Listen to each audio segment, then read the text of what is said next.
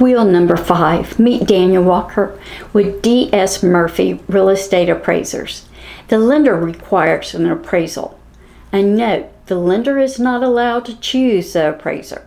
They must contact a third party to hire the appraiser. And an appraiser is not required if your home is being purchased with cash.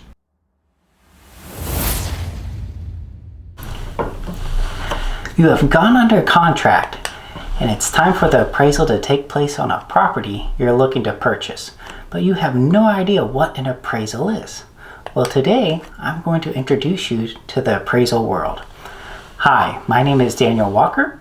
I'm a licensed appraiser here in the state of Georgia, and I'm going to be going over what an appraisal is, a few steps in the appraisal process, and some frequently asked questions. So what is an appraisal? Well, an appraisal is a process in which an estimation of market value is determined on the subject property as of the effective date and time. The definition of market value can be fluid. In other words, it can change based on the type of appraisal report required by the client. A great example of this is the difference between a client who needs a market value of a property 6 months in the past for tax purposes versus the market value of the subject property would bring in an open and competitive market with both parties, buyer and seller, acting in a prudent manner, which is typical of the type of market value I'm looking for in the standard home transaction. So what are the steps in the appraisal process? Well, first thing you need to understand is that an appraisal is a piece of the overall loan packet. The client will be using the appraisal not only to determine market value, but other factors which can include risk score. Is there anything impacting the property? Loan to value ratio, title insurance, and many other things needed to close on the loan. When the lenders get to the point of needing the appraisal, they will typically, but not always, order the appraisal through a third-party vendor in order to prevent or reduce fraudulent contact between the appraiser and the client. After I receive the appraisal assignment, I will determine the type of market value needed for the report, as well as the scope of work necessary to produce credible results. The next step is the longest, and it is the data gathering phase of the report. This is typically the time where I am on site determining physical characteristics of the subject property, which can include above and below grade square footage, condition, quality, bedrooms, bathrooms, and any negative or positive effects on the property, ranging from a busy road to Truist Stadium nearby.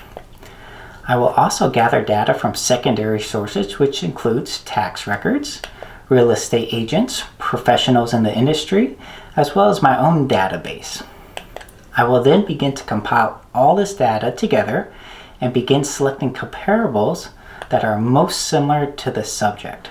Ideally, I am looking for comparables of similar size, similar features, similar location, and recent sales. By doing so, adjustments can be made to bring the comparables in line with the subject in order to determine an estimation of market value.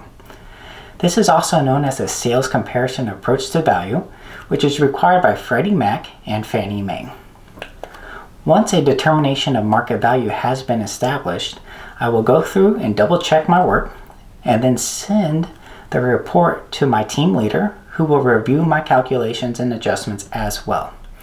It will then be sent off to the client, who will review the report and in most cases send you a copy of the report as soon as possible. That pretty much sums up a brief overview and the look at the appraisal process. Alright, so one of the most frequent questions that I receive as an appraiser is, who do I represent in the transaction? Well, just like you are represented by your buyer's agent or the listing agent, I typically represent the lender in the transaction.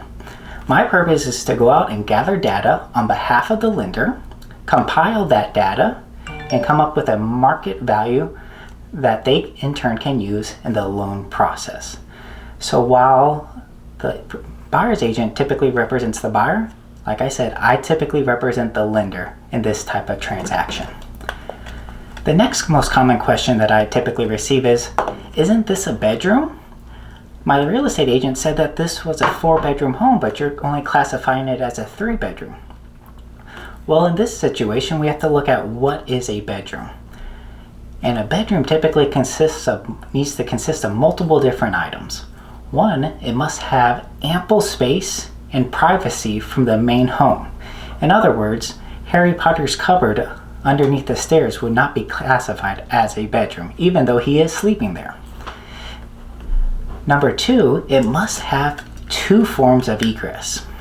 And in most cases, this is typically a window that will lead to the outside or a door that will lead to the main home. This way, if there's a fire in the room, you have 2 forms of escape in a case of danger. Number 3, it must have a permanent closet or an area similar to a closet to be counted as a bedroom. And lastly, it must have easy access to a full bathroom. This means you can't go walking through Bobby Joe's room to get to a full bathroom. That means you can't be walking all the way downstairs and across the hall and on the other side of the home to get to a full bathroom. It must have easy access to a full bathroom to be considered a bedroom. All right. And the last question that I typically get, why did you count this area as basement? It's only slightly below grade. Well, in April of 2022, Freddie Mac and Fannie Mae adopted something called Ainsley Standards, also called the American National Standards Institute. And in these standards, it specifically states any area that is even slightly below grade must be viewed as basement square footage so that all appraisers, when doing an appraisal, can be more consistent with each other. Now, what is considered finished area below grade? Well, it must have a permanent flooring, and that flooring cannot be bare concrete. It must be sealed, it must be painted, it must have hardwood floors or carpet, but there must be something on top of that concrete besides just bare concrete. It also must have finished walls, it must have a finished ceiling, and it must be heated and cooled for it to be considered finished square footage. Thank you so much, and I do hope you learned something here about appraisals, and good luck on your most recent transaction.